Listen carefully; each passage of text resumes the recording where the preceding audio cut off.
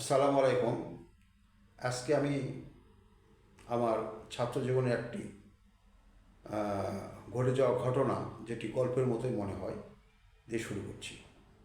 বিসমিল্লাহির রহমানির রহিম। ফার্স্ট ইয়ারে যখন আমাদের বোর্ড ভাইবা হয়, আমি ছিলাম ক্লাস রিপ্রেজেন্টেটিভ, অর্থাৎ ক্লাস ক্যাপ্টেন। যখন আমাকে ডাকা হলো, আমার রোল ছিল 91109, অর্থাৎ 109। তো আমাদের দুজনকে একসঙ্গে ডাকা হচ্ছিল, 108 এবং 109। আমরা দুজন একসঙ্গে বোর্ড ভাইবা দিতে গেলাম। আমাকে কোশ্চেন করছে, আমি উত্তর দিচ্ছি। আমাকে যেই কোশ্চেনই করে স্যাররা, আমি সেই উত্তরই দিই। আমি মাঝে মাঝে নিজেও অবাক হয়ে যাচ্ছি, এত মেধা আমার আসলো কোত্থেকে। এর মাঝে 8 চলে গেল, আমাকে স্যার আটকিয়ে রাখলো, 10 আসলো, 110। এভাবে 10 গেল, 11 গেল, 12 গেল, 13, 14, 15, 16 পর্যন্ত চলে গেল।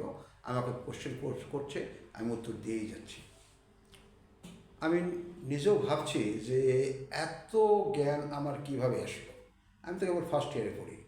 ওখানে আমার ভাইবা বোর্ডের চেয়ারম্যান ছিলেন রেজাউল করিম তালুকদার। তখন তো ভিসি ছিল না, ডাইরেক্টর, পরিচালক ছিল। স্যার কোশ্চেন করছে, আমি উত্তর দিচ্ছি। অনেক কোশ্চেন, তার কোনো কোশ্চেনেই তিনি আমাকে আটকাতে পারলেন না। আমার উত্তর শুনছে, আরও স্যারদের সঙ্গে আরও যে স্যারেরা ছিলেন, জুনিয়ররা, তারা মুস্কি মুস্কি করে হাসছে আর মাথা ঝুঁকাচ্ছে।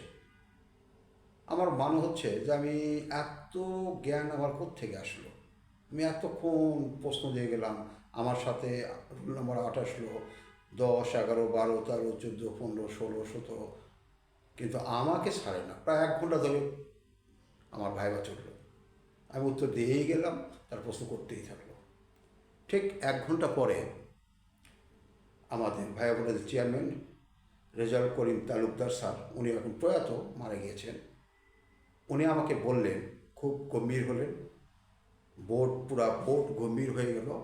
আমি একটু মুস্কি মুস্কি হাসছি যে আমি তো এত ভাইবা দিলাম, সর্বনাশ, এত জ্ঞান আমার কোত্থেকে আসলো ফার্স্ট ইয়ারে।